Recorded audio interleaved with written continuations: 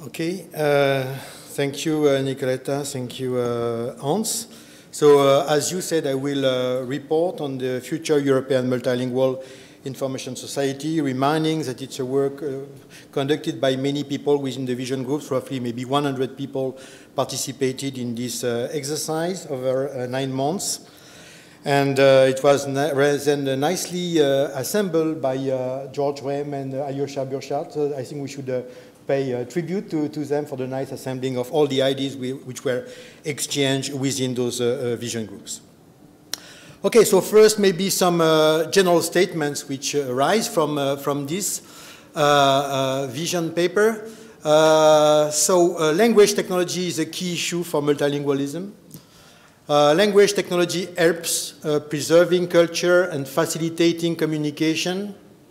Language technology has commercial value and fosters social inclusion, and multilingualism and language technology are major political issues for the European Union. So if we go now to more specific statement, so we may say that there is a language barrier, okay? There is language barrier regarding the single European market, which is limited by this barrier. So if we consider the report which was presented by the European Commissioner for Consumer Commissioner in 2009, so it says that from 2006 to 2008, the share of European Union e-commerce consumers nicely raised from 27% to 33%, which is a good sign. But at the same time, the European Union cross-border e-commerce remained steadily low, at going from 6 to 7% over the same period. Only 33% of European Union consumers say they are willing to purchase goods or services in a different language. And so this is the findings. Okay, also the European information space is limited by the language barrier.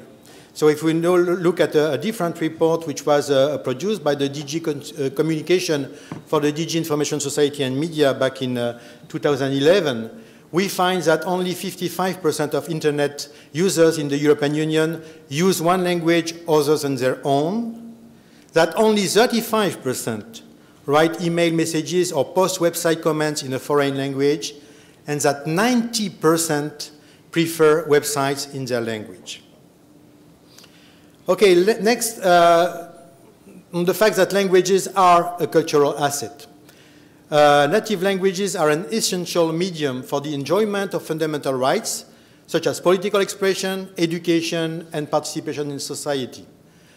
We see also that the Internet fosters languages. English is no longer the dominant language on the web, and contents, especially in Arabic and in Asian languages, are exploding.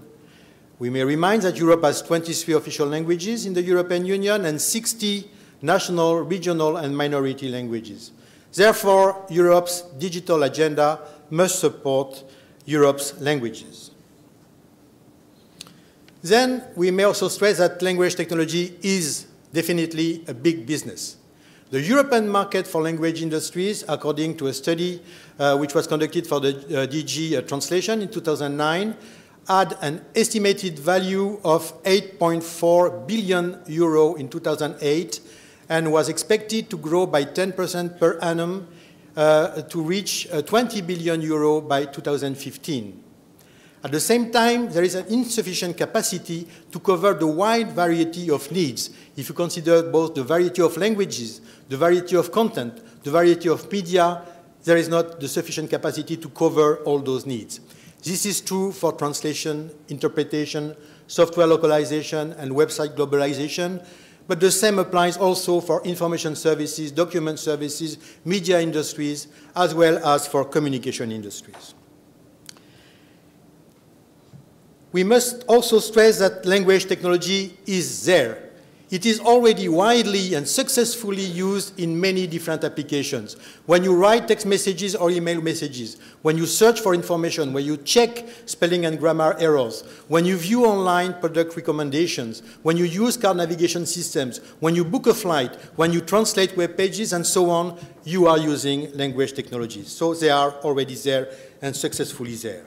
Then we may raise some questions, okay, and maybe here some emotions.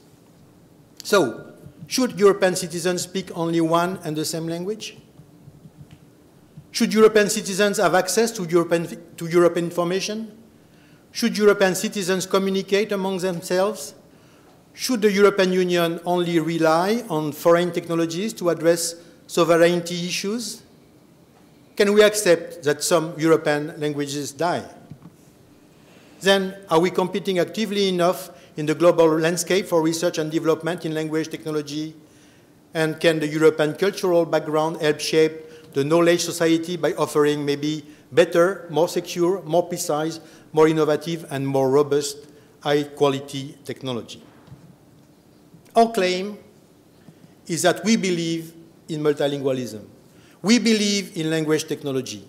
We believe that European language technology will significantly contribute to economic growth and social stability in Europe while establishing global leadership in technology evaluation. Now, if we look maybe more closely at challenges and opportunities regarding the social and economical background, so we may have a tour of those various challenges and opportunities.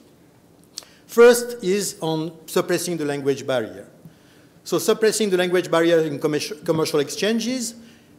Here also, from the study which was conducted, 59% of European retailers are prepared to carry out transactions in more than one language.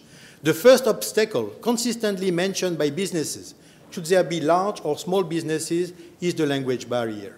45% mentioned the additional cost arising from language differences as a main obstacle.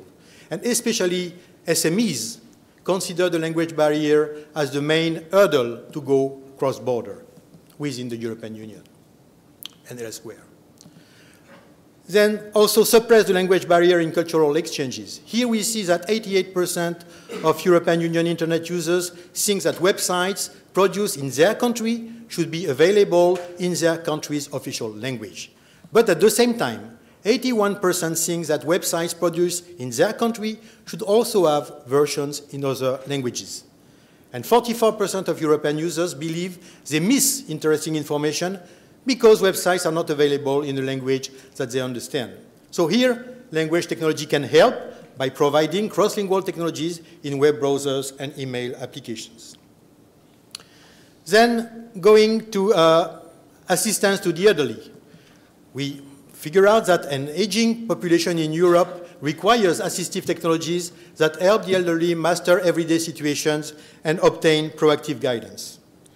This is the field of ambient assisted living, which can extend the time people can live in their preferred environment, maintain their health and functional capabilities, and prevent them from social isolation. Language technology can help here.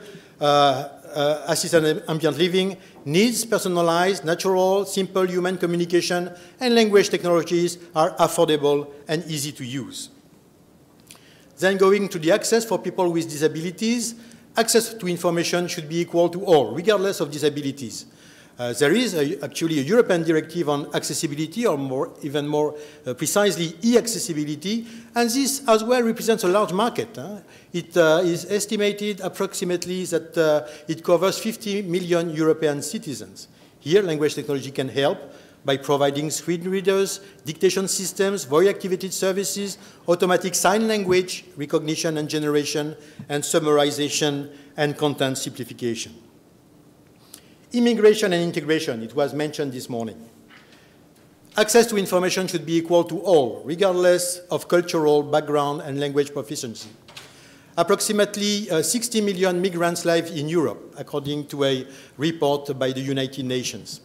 So there is a need to facilitate communication, provide access to information, and conduct language training in order to better integrate migrants in society.